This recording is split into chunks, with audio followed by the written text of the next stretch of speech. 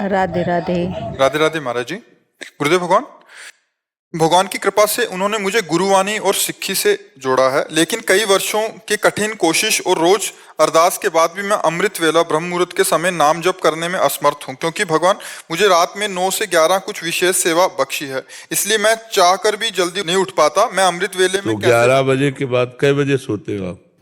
11 बजे के बाद थकान हो जाती है तो फिर नाम जप हो नहीं पाता। नहीं तो 11 बजे रात्रि के सोते हो? 11:30 12 तक। 11:30 12?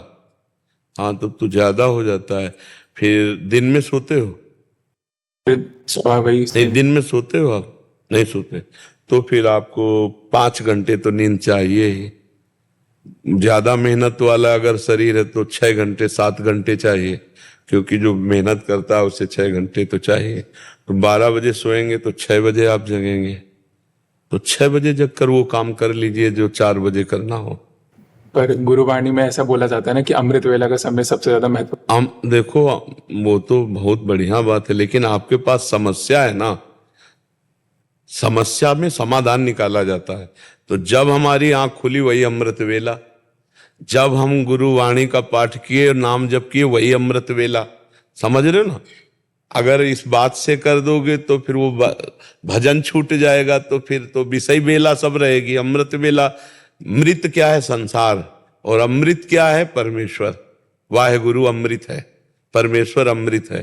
तो जिस समय हम अमृत स्वरूप परमात्मा के चिंतन में हैं, वो हर समय अमृत बेला, बेला माने समय होता है, अमृत समय है। कौन सा समय? जिससे हमारी चित्तवृत्ति परमात्मा में जुड़ी, और जिस समय हमारी चित्तवृत्ति संसार में जुड़ी तो संसार क्या है? मृत लोक, मृत्यु लोक। ये सब मृत समय जा रहा है और वो अमृत समय जा रहा है। जो लोकवत कहा गया है ब्रह्म मुहूर्त, उसे अमृत बेला गुरुवाणी जी में मानो कहा गया।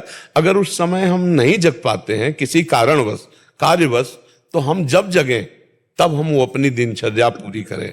नाम जप जगें तब हम वो अपनी दिनचर्या पूरी करें, नाम जप करें, गुरुवाणी का पाठ करें। क्योंकि देखो, व्यवहार में संसार में कार्यरत हो, कभी ऐसा भी हो सकता है कि पूरी रात आपकी ड्यूटी हो, पूरी रात आपके कार्य हो, तो फिर हमको भजन छूट जाएगा, हमारा जीवन भजन विमुख हो जाएगा। तो नहीं, हम सो के जब जगेंगे तब हमारी अमृत वेला होगी, हम उसी समय भजन करेंगे, गुरुवाणी का पाठ करेंगे, उसी समय हम ध्यान करेंगे। समझ रहे ना? हाँ, हम लौकिक समय को अमृत वेला से ना जोड़ें।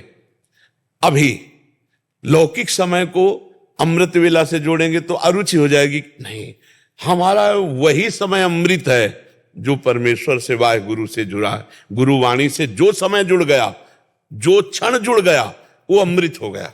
वेला माने समय, अमृत समय। अमृत समय वही है जिस समय हमारा चित्त परमात्मा में जुड़ गया, वाहे गुरु में जुड़ गया। लौकिक रीति के अनुसार 4 बजे को ब्रह्म मुहूर्त को अमृत वेला कहते हैं, लेकिन उस समय किसी कारणवश बहुत से ऐसे लोग हैं जो नाइट ड्यूटी करते हैं, उस समय सोते हो सकते हैं, तो जब वो जगें तब वो अमृत वेला का कार्य कर ले। नाम जब नहीं तो वैसे ही छूट रहा है, और वो भजन करेंगे नहीं तो जीवन विमुख चला जाएगा ना जी। शिवानंद योगाचार्य जी, सतना MP से। राधे राधे। मैं 80-84 में संत बना जी। और जो मैं चाहता था जी, जो मैं चाहता था वो नहीं मिल पा रहा था। 1 साल से आपका नाम जप किया, कहते तुम मुझे मिल गया, अब मैं आपके पूरे तरह से शरणागत रहने जा। बड़ी कृपा है कि आप जो है इतने लंबे समय से जो अनुभव नहीं कर पा रहे, 1 वर्ष में नाम के प्रति चले, तो ये हमारा जो हम बोलते हैं अपने जीवन का अनुभव बोलते हैं कि जो जिस मार्ग में हम चले, हम कोई ऐसा नहीं कि प्रवचन करता हूं, जो जिस मार्ग में चले उसका जो अनुभव है उसी को बोलते हैं। अब जो पकड़ लिया, अब आप संत हो, आपने पकड़ लिया तो 1 साल में उस बात को समझ पाए आप। हाँ, उस बात, बस आप चलो, जैसे रह रहे हो ऐसे ही रहो। जरूरत है परमात्मा में चित्त वृत्ति एकांत होकर लगा दे, 24 घंटे में किसी और की स्मृति ही ना आवे। और तदाकार भाव इसी में कहते हैं कि ब्रह्म भाव को, भगवत भाव को प्राप्त हो जाए, शरीर भाव खत्म हो जाए, जीवन मुक्त हो गया। और आशा डांगी जी, लखनऊ से। श्री हरिवंश महाराज जी, गुरुजी, क्या श्राद्ध कर्म के अतिरिक्त कोई और भी ऐसा कार्य है जिससे करने से पितृ प्रसन्न होंगे, उनकी कृपा दृष्टि प्राप्त। देखो, श्राद्ध कर्म से तो उनका पोषण होता है। जैसे हम यहाँ से पिंडदान करते हैं, पितृ तर्पण करते हैं, तो वो जल और वो वस्तु उनको पोषण देती है, लेकिन प्रसन्नता नहीं। प्रसन्नता तो भजन करने से होती है। जितना हम भगवान का नाम जप करके और अपने पितरों को देंगे, उतना उनकी उन्नति होगी।